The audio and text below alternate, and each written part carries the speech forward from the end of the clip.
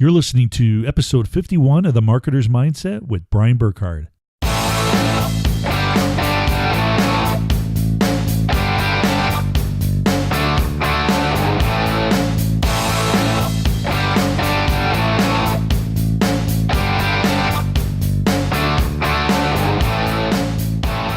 Welcome back to The Marketer's Mindset, the podcast where we talk about how to create and sustain a powerful mindset to help you build a successful online business and lead a happy and abundant life. Guys, I am super excited to be talking with today's guest.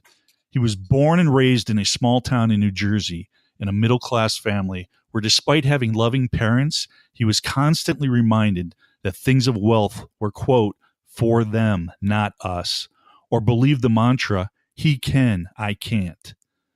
Though he grew up comfortable, he had a burning desire inside him, as most entrepreneurs do, to be more, but had no entrepreneurial role models in his life, and his environment was holding him back. As he grew older, he took a job as a valet, and every week he would see a guy pull up in a beautiful Bentley, and he'd wonder to himself, how does one go about getting one for themselves? Not being shy and having a curious nature, he asked the guy how one gets a car like that. That one decision to ask led him to a year-long journey where he was mentored by the gentleman who taught him a dozen things that would end up changing his life. His newfound skills developed, and soon he discovered how to communicate so effectively, he became a top salesman, trainer, and recruiter for national companies. Continuing to improve himself, he also went on to become a master practitioner of NLP, neuro-linguistic programming, and along with his passion to share his communication and transformation strategies with others, he's become known for showing people how to get results, increase their lifestyle, and improve their physical health and confidence.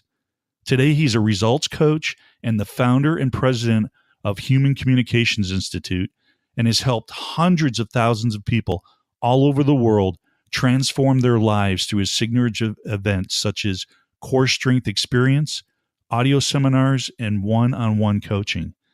He's also created a concept called HIT, Human Interactive Technology, and has authored several books on being successful, such as Core Confidence and Yes or No, and is soon coming out with a new book called Human Owner's Manual.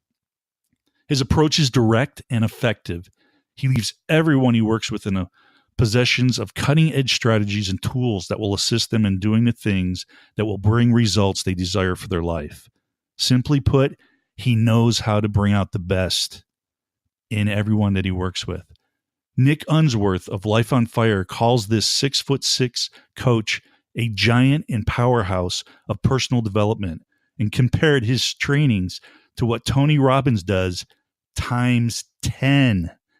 Nick also credits this individual as the mentor that launched him into success.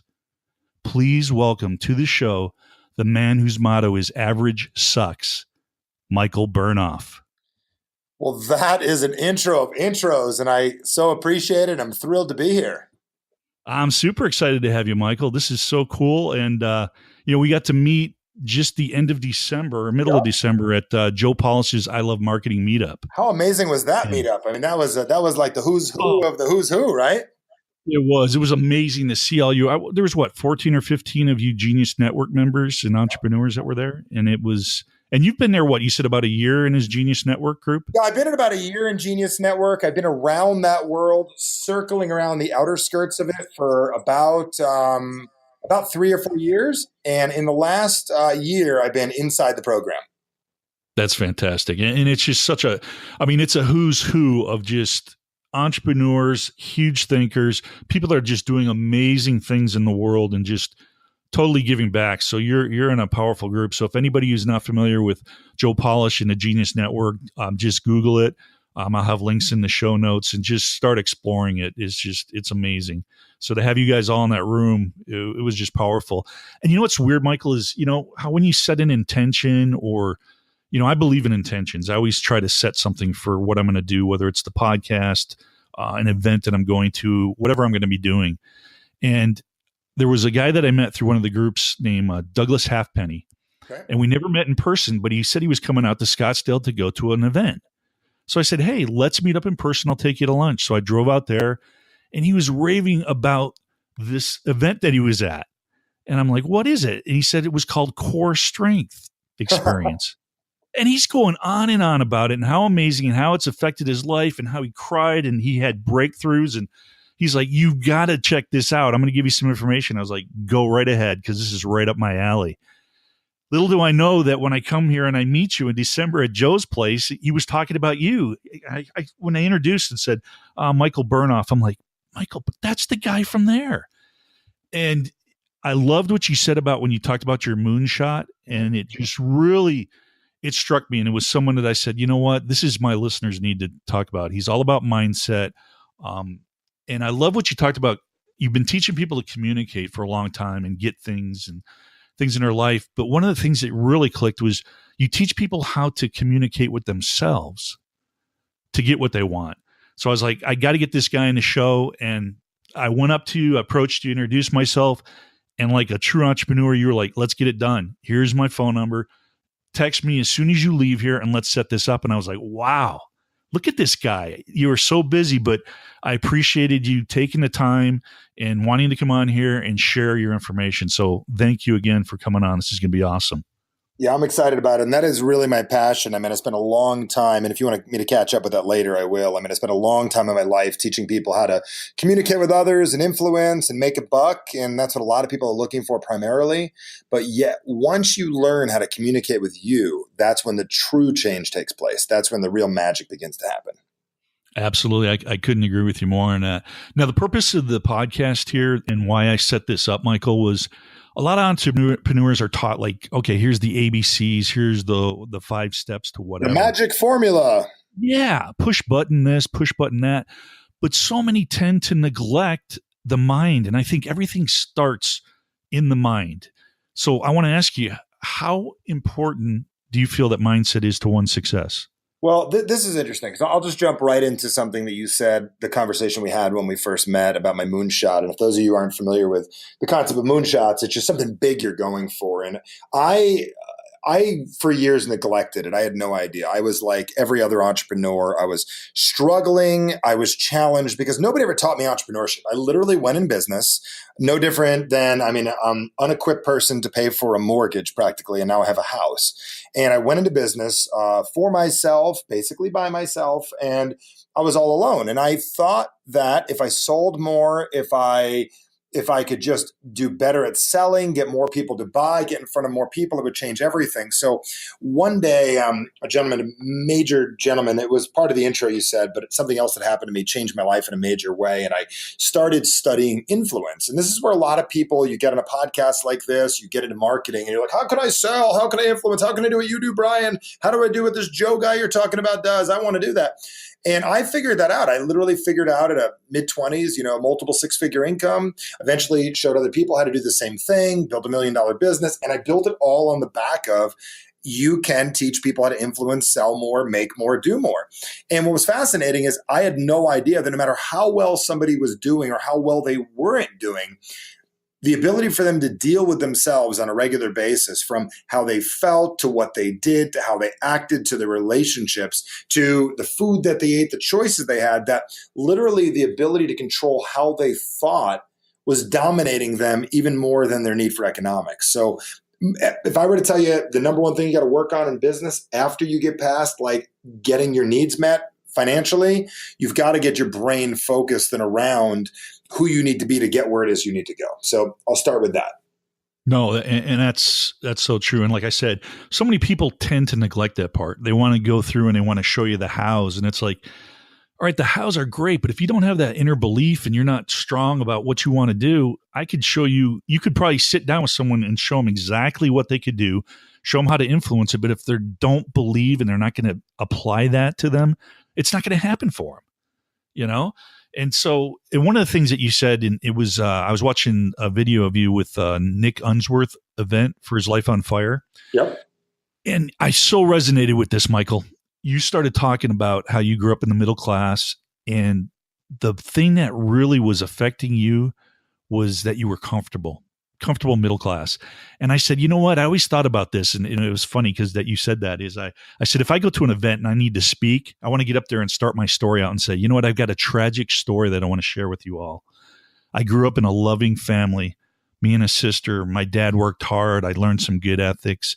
We went and took a couple trips every now and then. And at the end, and everybody's going to be looking at me like, what do you mean you weren't abused? And it sounds like the beaver, leave it the beaver, the cleavers, And I'm going to say, yeah, but you know what? I was comfortable. And that's the tragedy. Yes. And it's like you look at these people and the stories, people that come from horrible backgrounds and abuse and all that stuff. And some of those just tend to have that strength and go on and do stuff. But when you're comfortable and you haven't been pushed or had to push yourself through your life, you haven't built that strength. So yeah, I call that adversity. And what's fascinating about it, this is the interesting thing about the middle class. It's kind of like not knowing you're an alcoholic because everybody drinks around you and you're drunk all the time and you don't know the difference. When you're middle class, you're okay. And when you're okay is okay, and okay is okay, and okay is still okay, as long as okay is okay. But as soon as you accept okay is not okay, it's not okay anymore. So for me, what happened is the way that I grew up and why I share that story all the time is it's this box that if you want, I can discuss later. That is such a fascinating concept in Average Sucks that's going to be coming out here soon. And what's so fascinating about it is that middle class it wasn't even a term in the 30s. Right. And then sometime after the Great Depression, they come up with this great idea. Let's create the middle class so people could be comfortable. And they removed natural adversity from the world. So here we are in the 60s, 70s, and 80s, how we all grew up. And what happened is if you were a good person, you got a good job, put away some money, the interest rates were low enough on a house, it was cheap enough to buy a home, you could put enough in the bank, you could save the money, you could get by and better being middle class. Even like Amazon didn't exist. As soon as technology and timing, how fast things move, got together, now what happens, we have no adversity. Because I remember being a kid, and I remember, where'd you grow up, Brian? Where'd you grow up? I grew up in Buffalo, New York. Okay, so dude, nobody beats the Wiz. Do you remember that store back in the day in New York? Okay, so I would call down to the Wiz and be like, I want to get this Sony Walkman. I just dated myself, right? The yellow one, the waterproof one. You remember that one, right? Yep. And I want one. They're like, no problem. We'll order it. You'll have it in 8 to 10 days. Come down to the store and pick it up. Now, I'd have to be excited, and then I'd have to wait. Maybe I'd call the Wiz. Maybe I'd call PC Richards. I'm picking up some names, right? Yeah. Old days, Sears, all this stuff. And I finally got him on the phone. 7 to 10 days, I can get this thing. Now, my daughter, when she was 2, I remember we saw this like My Little Pony thing she wanted. She pushed submit button or the enter button on our computer on the Mac, and then she walks to the front door on Amazon wondering why it's not at the door yet. Like 1 minute later, we don't have natural adversity anymore. So the fact that you don't have to walk anywhere, that everything is convenient, that life is convenient, means you're in less good shape than you used to be. The fact that the food supply is not what it used to be. Like being average will kill you these days. And I'm telling you, most of this middle-class mentality is destroying your ability to be successful. And I got a psychological thing that I could share on this in a bit if you want, that will truly blow everyone listening to this mind. Definitely share it. You want me to roll? Yes, I want this podcast here. I want actionable stuff. Questions, baby. Let's go back and forth on this. So here's where, and I'm gonna draw a picture right now that's very, very vivid. So here's what happens in life. Sometime around, I don't know, 10, 12, 15 years old, you start recognizing who you are, what you have, what you don't have, and you build these walls for yourself. So what I've recognized, what most people do, and entrepreneurs do this as well, and this is where we become a victim of success. So the second you finally get some level of success, some level of happiness, some level of anything in a relationship, physical, anything, we build these walls for ourselves. And the back wall that we build in our lives is called, I'll never go back there again. Like, Brian, I bet you and I could spend days going through drama stories of shit we've been through. Do you know what I'm saying? Yeah, absolutely. And that's the back wall. I'll never go back again. I may do crappy. I may have problems, but I will never go back there again. So behind you is what you'll never do. But in front of you is the other wall. And what that wall is your dreams, your goals, the things that you want in this world. So we build our lives based on what we'll never do again and what we want. And to the right of us, inside of this box, and this is really what's interesting, is to the right of you is your identity, how you're seen in this world. And, you know, Brian, how I'm seen is I'm seen as the guy that has this, doesn't has this, and acts like that. So my identity that you have is that every night you go to bed, and I just a good metaphor for everybody, you go to bed at night, you say, I want to be different tomorrow, you say your prayers, you do your thing, and tomorrow's going to be different. And you put your script on the nightstand. And the next morning you wake up and go, I wonder who I'm going to be today. And the first thing you do is grab the script of yesterday, you read it again, and you live it out one more time. Yes. Getting this? Oh, yeah. And the left is how you connect with people. So you build a box of identity of who you are, and you create the averageness. So I got up in front of a group of people the other day, which the average income in the room was at least $1.5 million a year that they made on their tax return. This is not a business. People were making $100 million a year. People were making $1 billion a year. And Naveen was in the room, and I looked at that room and I go, you know what your problem is, everyone? You're average. And then let it set in. Your average life is your challenge because we all live inside of this box. And what's fascinating is what you want is inside the box. Having it is in another box over that wall. And what almost everyone does is they lower their shoulder, they listen to personal development, they fire themselves up, they try to take massive action, they want to get through the wall. But the real secret to growth is, and this is what I taught Nick Unsworth years ago, the gentleman you mentioned earlier, yes, is you've got to get over the wall and start getting into the new box. So having this want is in the life you currently have. Realizing it and living it is a whole new average. So my purpose in life is to literally change what people's averages are. So you have an average, you're an average marketer, you have an average this, and you may be the most average Bill Gates in the world, but Bill cannot be more than Bill Gates being his current average. Yeah, that's so true. So how does one get over that wall? Do you think people are more motivated by the pain from the past that they don't want to repeat more than they are actually driven to get to the goals that they want? What do you think's pushing people? I think most people don't even know that they're in the box. I think most people think if they could just play with the wall, touch the wall, caress the wall, they'll be happy enough. And the idea of having what they want turns them on enough that they don't even need to get it. If you truly are committed to getting what you want, you have to accept that the wall in front of you is glass, that you're looking at what you want, but it's not inside what you are. It is somewhere else. So I'll steal something from Werner Erhard said back in the day in an old audio. You got to throw your hat over the wall, and you've got to be willing to go to the other side of the wall, and you got to commit, because the second you get to the other side of the wall, I'll talk to you about scaling that wall in a minute. Now the new you is actually able to realize and get what you want, and you're in the process of getting it. We're not talking about it anymore. So you either can go through the wall, build a ladder, which is get people to help you, listen to podcasts like this, get around guys like me, get some coaching, get some help, or you can grow bigger than the wall and just step over the damn thing because you're taller now and you don't have to, you're all of you. That's the thing. Like, you are never going to get what you want living the way you currently live. Impossible. Right. I totally agree. And one of the things that I had a big aha, Michael, when I listened to, you did some good trainings. You do a lot of them. For one, I part of your GPS, your business GPS success. And I'm loving that, going through the audios. And there's one powerful. Oh, you know what? And this isn't not to like have a little love bromance going here, but seriously, we can love each other. I'm impressed, man, because you say stuff that I haven't heard before. And it's a unique angle. It's not the rehash personal development stuff. You're real. You tell it like it is, which in today's world, we need this. Too many people want to fluff stuff like me and you talked about the push button, this or that. No, that easy stuff doesn't exist. And we know that easy makes you average, and you don't want to be average. And you're never going to get to where you want to go unless you change yourself. And one of the big ahas you said was in Start Your New Year, where you were talking about goal setting audio. Yep. Man, I was at the gym working out and I'm listening to it. And you said about taking a piece of paper and putting out to the right what you want as a goal.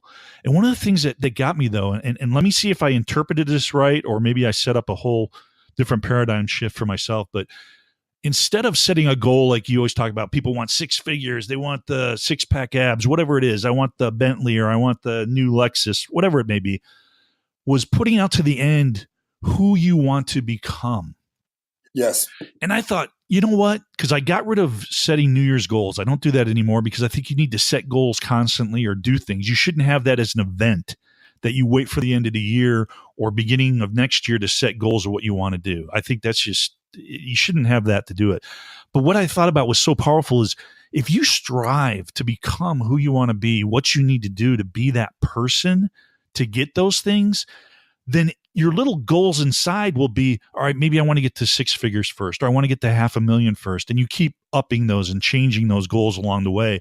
But those are simply just little targets you place and things that you will achieve if you are focused on becoming that person at the end result, which is really not a goal. It's actually a lifetime thing, because you're not going to accomplish it.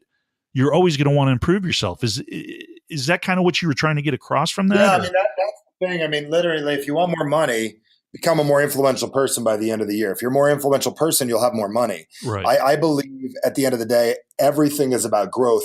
One of the things that I teach in my human interaction technology is like, I do this thing where I throw a marker on the ground and I said, okay, do you want to get the marker or be the man holding the marker? And to be the person holding the marker is different than wanting the marker. Wanting the marker is a goal. Being the person that actually steps over there and picks it up is a radically different person. So we need to become who it is that has what we want. That is the secret. I mean, Jim Rohn, I give him a ton of credit for this, is, you're only going to be as great as the person you become. And that's really one of the most fundamental things in the world. Like, I would love to, I think most personal development speakers are full of shit. And I think most of it is a bunch of like sugar water, get you pumped up, get you excited. And I'd love to line up like paintball guns and shoot half of them, because I think what they're doing is getting people high on their own dopamine. Oh, write your goals, go have things you want. Yay, go get it, go hustle. That feels good. That's not how you change. How you change your life. Every time you've made a major shift in your life, typically you had a peak emotional experience, something broke or something broke through, and it's sometimes not the most pleasant thing in the world, and that's where the biggest change happens in your life. Right. Now, do you think, Michael, that people need to get there to make changes, or what can someone do instead of having to hit rock bottom? How can you don't have to hit rock bottom. Right. How can you look at your life and just be fed up enough? You know what I mean? Maybe it's not a divorce or a bankruptcy or anything major, but you're just fed up enough of, like you talked about, just repeating that same year again. If you don't do anything different this year, it's going to be like 2017, 2016, 2015. You're going to do it automatically. Right. What does one do to get themselves to start taking action now without having to hit rock bottom and set them on that path? So I'll take my 100 best students in business, right? Mm-hmm. And I'll take all 100 of them and I'll tell you exactly what they did. And these are people that are extremely coachable and willing to listen to me. And everyone else was told this, but the top 100 that I know that turned on six-figure, multi-six-figure, and million-dollar businesses within a year did this. Number one thing you got to do is decide you're not where you want to be in your life and really mean it. Number one is you need to make a decision that it's okay. I'm not where I want to be. Doesn't mean you're a bad person. Doesn't mean you're stupid. Doesn't mean anything's wrong. The second you decide you're not where you want to be, a window opens and you go, I'm not in the right box. What I'm currently doing isn't working. Number two, you need to figure out how to get yourself, not what to do, how to get yourself to take consistent action. So if you're like, I am not where I want to be health-wise, and let's just take it out of business for a minute, and I'm overweight, I'm not feeling good physically, I don't have the energy, deciding you're not where you want to be, how do you get yourself to be consistent? And number three is how to change your perceptions of how you're seen, how other people see you. Because as long as others see you one way and you see yourself one way, you will always be that way. We have to change the perception of other people, and it takes some time. But when you have the ability to change yours and or other people's perceptions, that's where the change kicks in. Now, don't you think on that, though, if you change your perception, then it's automatically pretty much going to start changing other people because you're going to start being that person? Yeah, I mean, that's number one. I mean, it's like you change your perception, how you're seeing it. It's not a fake it till you make it. Literally changing your perception of how you see things. Like, for instance, understanding how your body and your brain work. I think a lot of people miss this. Like, you've probably heard me cover this before, but let's just say, for an example, here's a good way of looking at it. If you are a business owner, right, and you're looking at your bank account one day, you're like, man, this sucks, and they owe the IRS money, and this is going on. You can beat yourself up and get depressed. Or maybe you see your neighbor gets a new car and you feel jealous. Or maybe you look down, you gain 10 pounds from the holidays and you're kind of pissed about it. What your body's telling you when those emotions kick in, and this is where this all comes to play. When your body's telling you, when you gain 10 pounds and you feel bad about it, what your body's telling you is, look, dumbass, you ate too much. You need to change that. Or when you're bothered by your bank account, it's saying, look, hey, what you're doing isn't working. Look over here, do something different. Or you recognize when you're jealous about your neighbor, that's saying learn how to communicate better so you can now be more effective. That's what's going on. Yeah. Now, I know you're a master practitioner in NLP and you've studied it for a long time. You use it for influence and you talk about that. Now, do you think that still is probably one of the most powerful tools to make change in someone's life, or have you come across something, more recently with all the brain research? No, I don't think it is. And I use a lot of NLP techniques. I studied a little bit. Yeah, master this, master that. Listen, the only way you really become a master, you can go spend a couple grand and go get a certification. It doesn't mean you're anything more than like a life coach, right? What really works is real-time experience. So when I invented human interaction technology, it was the best of the best from NLP, the best of the best from psychotherapy, hypnosis, transactional analysis. So you got to find out what works for you. So there is no one answer, but I will tell you, understanding the benefit, like what NLP taught me is that find what works and do it. And everyone has a system of what works, and find out what that is and be able to master it. That's the beauty of what NLP did for me. It's not about mirroring and matching and pacing and leading. That stuff's really great. Yet I'm going to tell you, I haven't used that stuff in years. Once you become a master, you like in all the stuff you learn in the dojo for years to become a black belt, the second you get in a street fight, you don't use it. You just use your instincts. Right. So what NLP does is it forces a new level of instincts. Okay. But you still think it's pretty powerful to help people to change?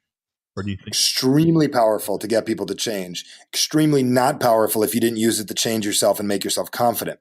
You could know how to do a phobia cure on somebody, or you could know how to induce confidence in another person, physically know how. But if you're not confident yourself, I think most people look to use it outwardly instead of using it inwardly.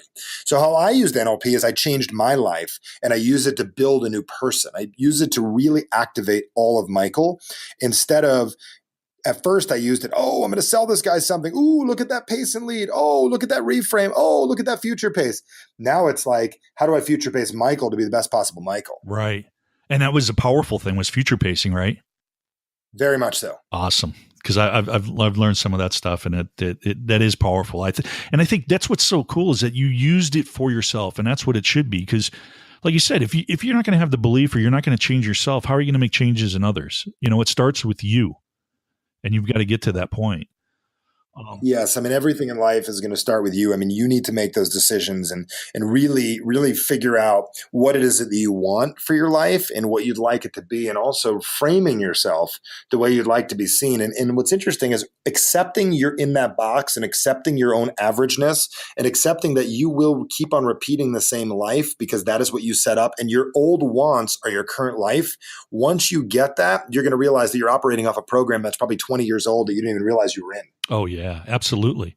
So how does one go about doing that, Michael? I mean, they set these goals, and do you think some people just set too extreme goals that they can't vision themselves doing it, so they don't push themselves to achieve that? Or what do you think it is that's holding them back from changing who they are? They're fed up, average sucks, and they don't want to be here anymore.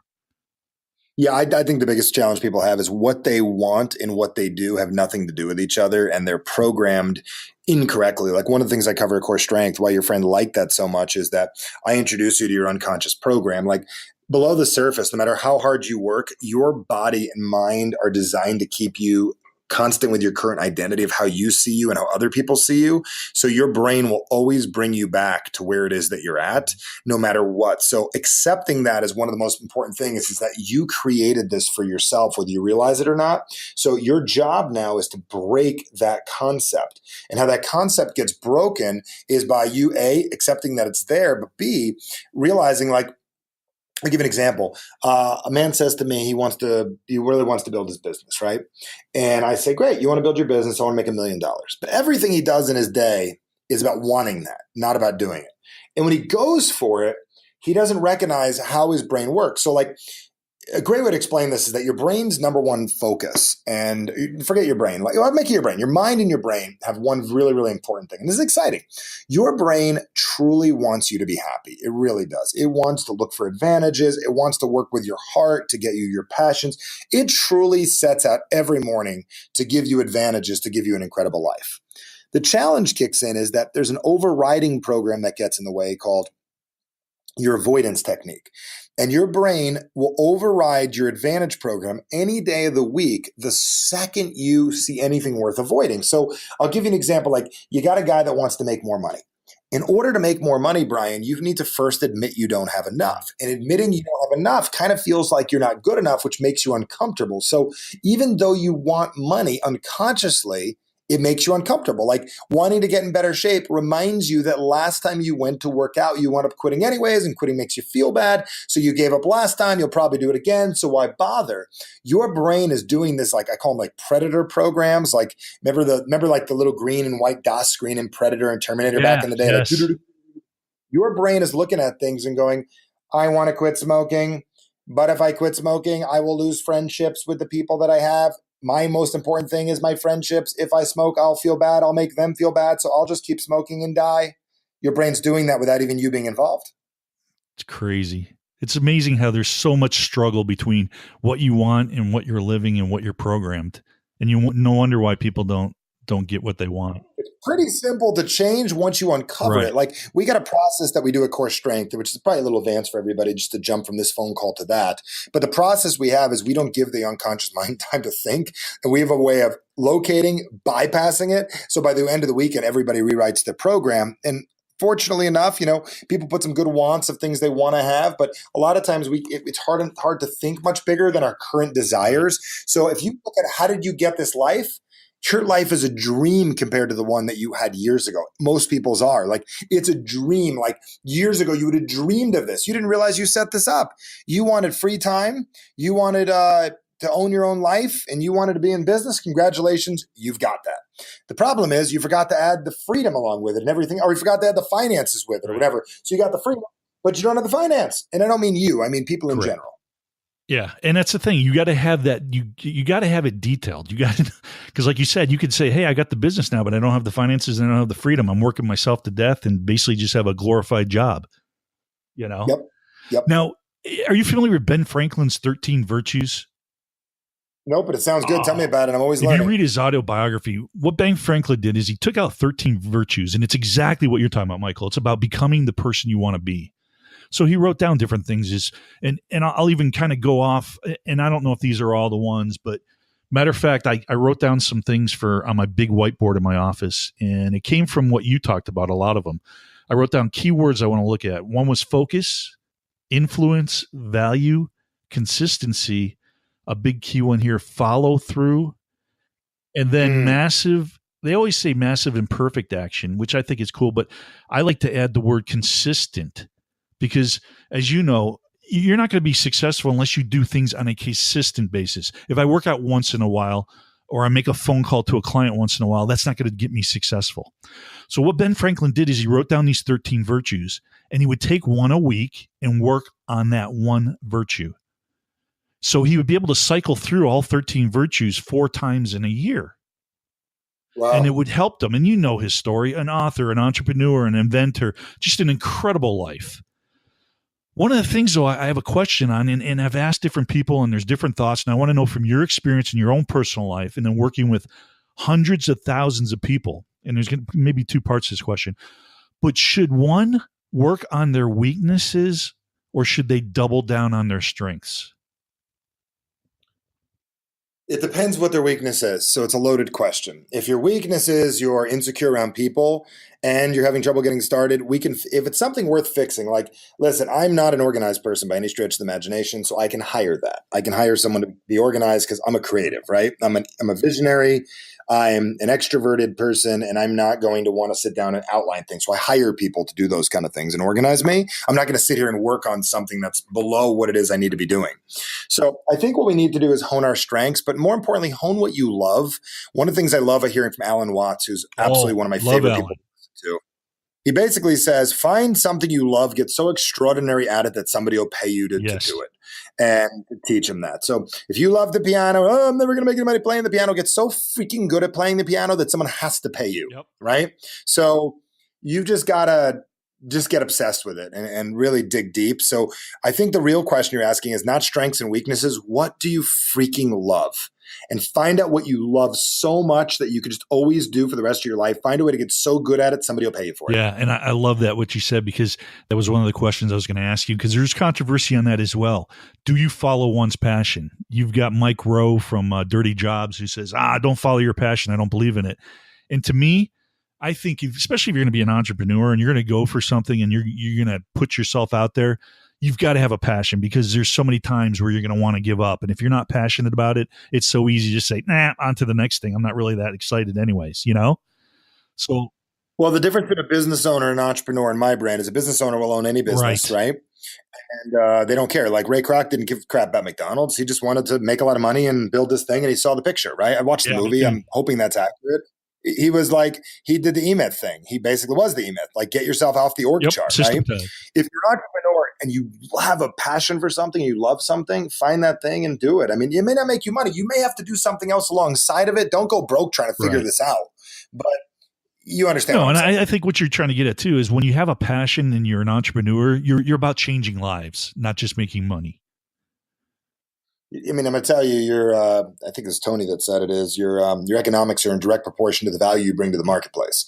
And a Jim Rohn or Tony, one of those guys said that. And I will tell you that you're only as good as the value you bring to the marketplace. So the question is, how much value are you bringing? And if you're bringing value to the marketplace, massive amounts, you will get massive value back. Right. No, absolutely. You got to add the value. And that's one of the key things. And that's what I like about what you're sharing and what Joe Polish talks about is it's all about value. It's making a difference and creating that value in people's lives. And it's so powerful on there. So I think that's. I came out of my office about probably about 6 months ago, and I'd said to the whole company, I said, look, guys, I'm going to leave the make money thing to everybody else and the get rich thing to everyone else. I mean, people will get rich and make money just working with me. It'll happen as a byproduct. But what we really do is we're here to make a difference in the world and help people that want to make a difference in their life and the quality of the lives of the people around them that really want to make a difference. And where we're at in the world today, if what you do makes a difference and makes people feel good, the world needs that more than ever. So really, I have dedicated my life to finding ways to help people make a difference in their life and the lives of the people around them. And that's my value proposition for the world. Yeah. And that's what I love. That was powerful when you shared that on your moonshot, that you came to that realization that, hey, I've been teaching people how to make money and all that stuff. And it's great. But like you said, if you become the person you want to be, that's just going to be a byproduct. So you just do it. Like once you become a person that knows how to make six figures or $1 million, that's what you do. But most people don't want to become it. They just want the money. And that's what comes and goes. Like I've been eerie consistent in my life, like, because I am the guy that makes what I currently make. And it's eerie. Now I got to get over the wall and get to that next level. It's like the Ready, Fire, Aim book. Like I got to get over the wall. Okay, time to get 10 to 20 million, different wall. It's so true. I saw, it's funny that you mentioned that book and stuff. I saw Grant Cardone. I think it was on Lewis Howe's podcast. He was talking and Lewis said, hey, what about, how come you're not a billionaire or multi-billion at this point? And it was funny because Grant Cardone, man, that guy's got tons of enthusiasm and pretty confident dude. And he was like, man, I'm not there yet, man. I'm not there. And Lewis was kind of pushing him like, why? And it was his wall. He had to get over the next wall. He's at a certain level that he's at comfortable. That thermostat is set. He needs to change that thermostat and now go over another wall to become a different, that constant growth thing. Well, let's use him as an example. You put me in that box and all the other speakers. He has down Grant on stage, Grant in products, Grant making things work. To do $1 billion company means you need to run a company differently. He's got down what he currently does, but running it differently, understanding the market. Like you look at Tony, how he became almost a billionaire, whatever he is, or like Apple. It's like it stops being just about you and you're building something bigger than that. So he's got this thing down, and this thing that he does gets him this stuff that he currently has or this level. In order to change that, he's got to do something different that he has not taken the time to figure out yet. And I don't doubt Grant by any stretch of the imagination. He'll figure it out. That is so true. Like you said, you're going to have to change on that point. Now, there's some books and stuff out there, Michael, that are talking about habits, the habits of the millionaires and successful habits and stuff like that. I got a question on as far as habits and stuff. Do you think by someone implementing those habits that they can get to the success, or should they focus more on the mindset of who they need to become? Because I think if you're just implementing the habits, I know you got to do the habits, but don't you think they have to do the mindset part first than just trying to implement these habits? Yeah, mindset's like a tricky thing. Number one thing you got to do, it isn't the habits. I mean, number one is you got to take responsibility that you are who you are in this world because what you've done up till now. You could take on a bunch of habits, but it's really not real for you. I mean, you got to get some things in play. I mean, like literally, if you haven't heard my GPS call, the one about, and I'll mention GPS later to everybody, but the one call I did on money, if you're not auto sending $5 a day to a bunch of different accounts and moving money around and and saving and investing and just doing even in a minor scale, you not really have a good relationship with money. I mean, one of the things you got to do immediately, like if you have debt, is set up a $5 auto debt program, like $5 a week. Or I know it doesn't really do anything, but it just tells the world you're serious about what you're doing. It's a stupid example I'm giving right now. We need habits. Of course, you need to be in better shape. Of course, you need to save money. Of course, you need to not overspend. Of course, you got to do marketing. Habits are great. But really the most important thing is we need to develop who it is that we are, and we need to become all of ourselves, is to look in the mirror and go, how far along am I on being who I can be? And then asking, what is your next steps to grow and to become that? So I really think at the end of the day is really working on who it is you are. Like instead of habits, learn how to be a decision maker. Learn what it feels like to be a confident person. Go to Toastmasters, go to jujitsu, become stronger, become more confident. Like you don't have an issue cold calling. You don't have an issue with marketing. You don't have an issue with creativity. You just don't do it enough. So like take a writing class at a junior college, even if you're 55 years old, who cares? And practice writing if you want to be a marketer. Don't go hire a guru to help you. Just practice writing all the time. And if you're serious about it, like I told a guy today, he said to me, he goes, hey, Michael, I want to be a coach. I said, well, then here's what I'm going to have you do. Wax on, wax off, paint the fence. Go do 10 Facebook Lives for the next 10 days straight. And if you're not serious about doing that, after 10 days, call me back. And if you're not going to do that, you're not serious. Yeah. No, I think what you said there is so powerful. And I hope the listeners, if you guys aren't taking notes listening to this, then you need to go back and re-listen to this interview here. But what you said is so powerful because so many people forget the basics. It's the basic stuff. Like you said, do 10 lives, go to Toastmasters and get up in front of a small audience and see if you can do it. Can you go through it? Can you continue to do it? Is it going to be for you? But people have these grand ideas and but they don't implement these small little things to build those muscles. So I think I'll give you a metaphor here. It's like 4 very simple states we go through in our lives. And number one is most people want to make a plan. So if you got a piece of paper, write this down. Like most people want a plan. And you put plan in the center of the piece of paper, the word plan. And go ahead and do this. Like the word plan, put it in the center of paper. So everybody wants to start. They want a freaking plan. I steal this from military. And all great military operations, the Navy SEALs, the Mossad, the Delta Force, the best in the world, the Green Berets and everything, they didn't start with a plan. They started on the first step all the way left by taking action. They found out what worked and didn't. Like every rule in the Navy SEAls, they say, was written in blood. Somebody died, somebody got hurt, and we just don't do that again. Okay? So once you take action, this is why my call to action program is so powerful. Once you take action, after you take action, if it's working, it's like Facebook ads, it's like your funnel, it's like your text marketing. Once it's working, then you work on creating momentum. Once you create momentum, okay, then you put a plan in place. Like I got something that works. It's been consistent for 90 days. Let me get a plan to keep it going. And the last thing is resources. Like who do you need to do to make it better? How do we polish it and make it work? I mean, the last thing you want to do is build out like every idiot goes and spends 5-10 grand on a funnel. I need a funnel. I need a funnel. I need copy. No, you don't. You need a hook. See if you can get someone to click on it. If they liked it, then get another one. That's what people need to understand. It's like guy said today, I said, go find a Kiwanis club. Go speak to them for an hour. If they like you, find out what they liked and we'll repeat it. If they don't like you, let's not build a whole presentation. Let's find out what people like and don't like. So you got to get out there and put it out to the world. So action first, momentum second, plan third. Don't make a freaking plan. Planning is the devil. No plans. No plans. Yeah. And I love that. You talked about that in one of the trainings that you were talking about at the beginning of this year. And I loved how you said that. Forget about a plan, start taking some action, and then you can create a plan. And I thought, like, go run. Yeah, exactly. Go run. If you can run 3 days straight, then you got to say, how do I do this 3 days in a row, 6 weeks in a row? If after about 90 days you're doing it, then get a running plan together. How you can do this, sign up for some stuff. Like that's what you do. And then get resources. Like don't go buy fancy running shoes. Just freaking go run. And so what do you think? Do you think people do all those things, Michael, like continuous to read and go get running shoes? Yes. Avoidance techniques. I think is it to stay comfortable? Resistance. Feel like they're doing something when they're actually not? They're just doing business stuff? No, it's resistance. It's keeping them in the box they're currently in. Actually running is over the wall on the other side of the box. That's crazy. Got a question here from a best friend of mine, Todd Wright. He's working on some products and stuff for his business. And it was pretty interesting because I thought it was a good point he brought up on here. He wants to know, what's the process that you have in place to bring new products or ideas to a market?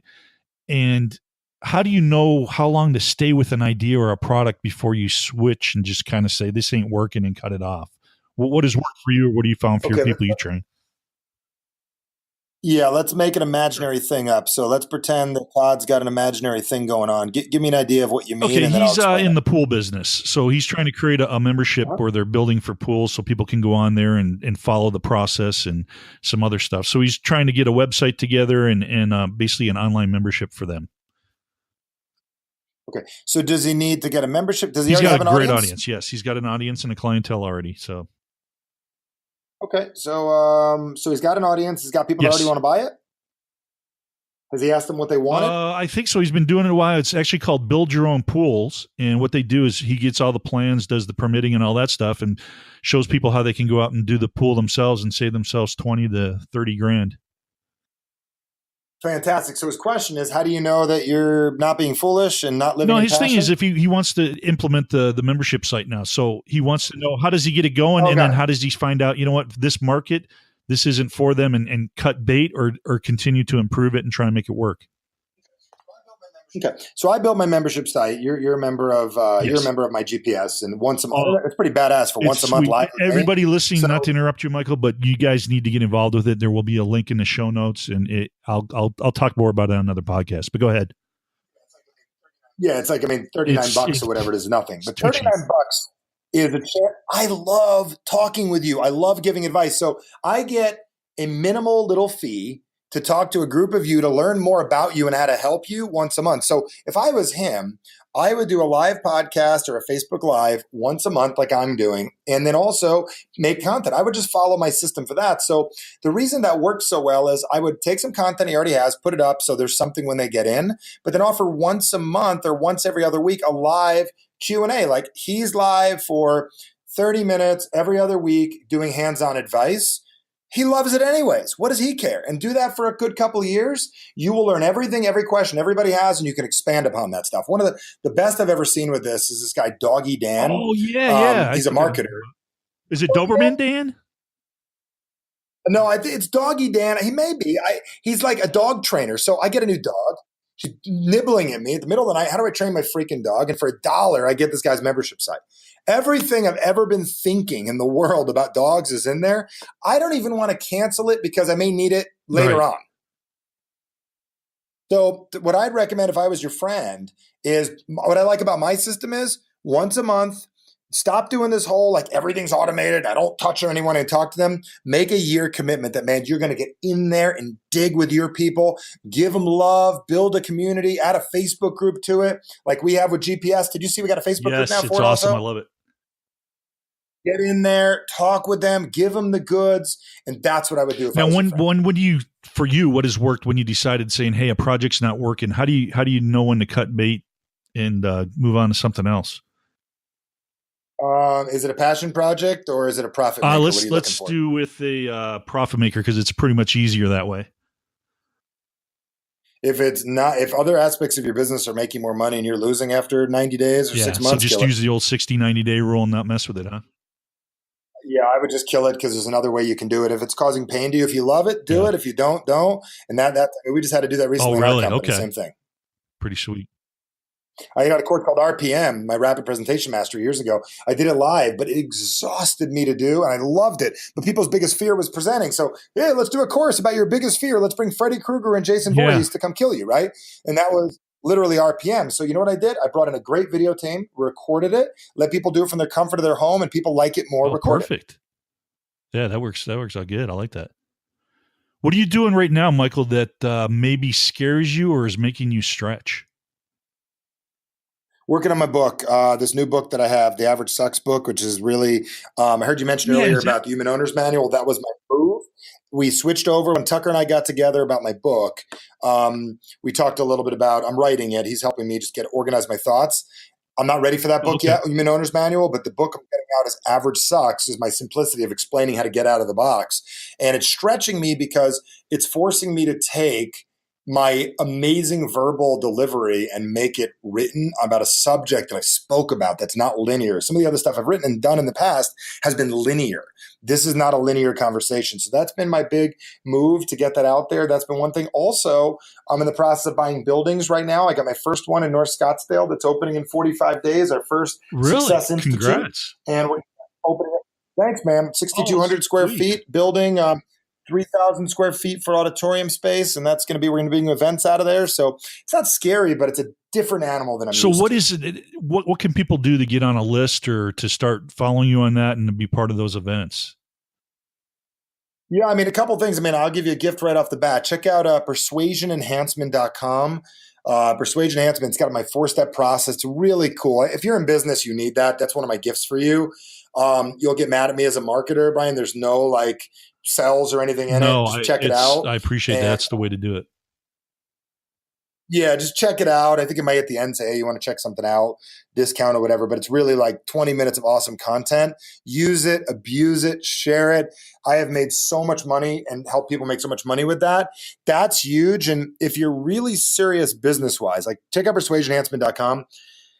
I would check out my business success GPS. It's $39. I mean, honestly, I made it as a gift to me to give me a chance to talk to business owners on a regular basis. And it's cheap enough for you. I mean, I think it's got a yearly membership where it's like, it's basically free. I'm practically giving this damn thing away. But check out michaelbernoff.com/GPS. I mean, you and I are both in there. They can get a hold of you and I and ask questions like anytime they want. It's really, really cool. So I hope you don't mind that I'm going to send your listeners to hang out with us. But no, absolutely. The whole thing is I want to give value. That's why I want to bring someone on like you that shares stuff. You're giving actionable techniques that someone can actually get off this call and start implementing stuff. And as you don't know this about this, but on my podcast, I don't spend a half hour at the beginning of our interview selling products and having advertisers. I don't believe in that. I want to give value. I'm not here to make money on this podcast. I'll do it other means. This is to give back and to help people get their mindset right as an entrepreneur, to get over these fears. And that's what this is all about. So I'm more than happy to send as many people as I can your way.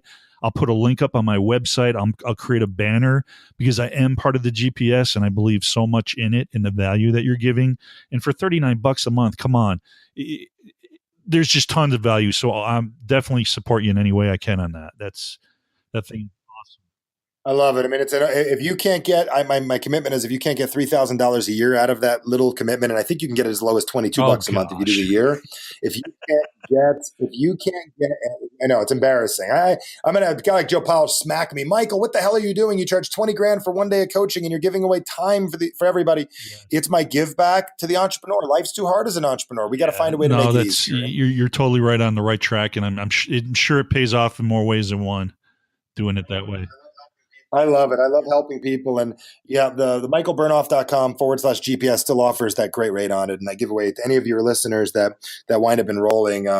Just send me an email too. Find a way to get a hold of me and let me know. And I'm going to send you a little bonus of some persuasion thanks so much. Also. Yeah, we'll go ahead and we'll have all that linked up in the show notes and stuff on there.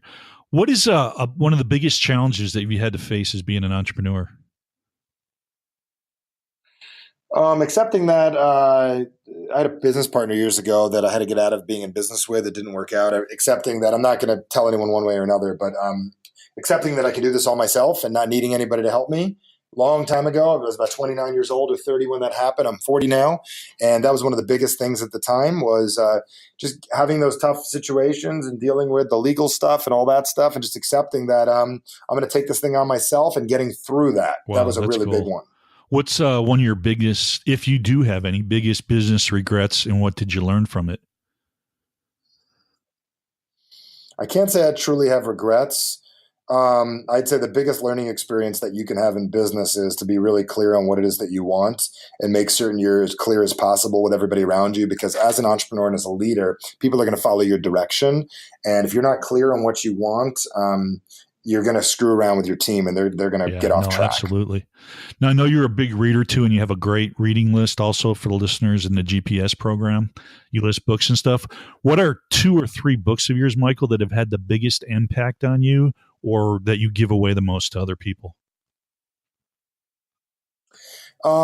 Big impact. There's a book called, well, this one's amazing. It's a book called Autosuggestion. I learned about it through reading about Mike Tyson, who's from your neck of the woods, Catskills area, right? Like from upper, well, you're not that area. You're I'm farther the up. Canadian border. And, well, I was. Now I'm out oh, here. you're Now practically I'm out. Canadian, right? You're like Jamestown past that. Yep. So, what was interesting was this book on autosuggestion by Amelia something. I can't even think about it. I have a copy of it sitting here in my office somewhere, and it's one of my favorite books because it's how to like rewire your unconscious mind. It's really, really cool. Also, on top of that, I've read a lot of books have been influential to me over the years. Like Augmentino's The Greatest Miracle in the World was a big one for me back in the day. I've probably given away thousands of copies of that. Dan Millman's, there you go. The Way of the Peaceful Warrior. The Way of the Peaceful Warrior. Dan loves me for this. I have bought 2,000 or 3,000 copies of his book over the years. Oh, that's cool. Yeah, I just read that one recently. Very good book. Have you read The Alchemist? You want a good read? Did you read The Alchemist at all? What's that? Couldn't get through the first 3 pages. You know what? It's funny. I wanted your opinion on it because I read it and so many people said it impacted them, Will Smith and a bunch of others. And I thought it was all right, but I didn't have that effect on me. But, everybody's got their own. So, no, that's cool that you said that. Yeah, I mean, I like books like, James Altucher's books like Choose Yourself, and books like books about like I like to read the stuff that truly just moves me and gets me going. That's really those are some big ones. Dan Millman's books are probably. Yeah, I want to read some more of his other ones that he has listed up. You know what I recommend is The Journey of Socrates. That will blow your freaking mind if you just got done with Really? Peaceful Okay, Warrior. it's on my list, bud, because I love to read. You won't be able to put it down, man. It's how he became. It's Sweet. amazing. You'll love it. All right, I got a few more questions here. I'm going to wrap up with you. One of the things that we mentioned at the top, me and you off, before we were recording, you had mentioned a strategic influence 5-day teleseminar. Can you explain a little bit about what that is? And we'll put a link in the show notes for everybody. Yeah, here's what I'm going to do. I'm going to make it even better. If they sign up for GPS, I'm going to give it to them. So have you taken strategic influence yet, Brian?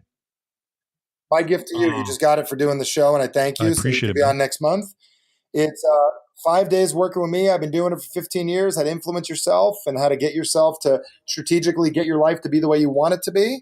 And my gift to anybody who winds up doing GPS for the $39 or for the year, do the year or whatever, and I will gladly give you my $500 program, Strategic Influence, so I could explain it.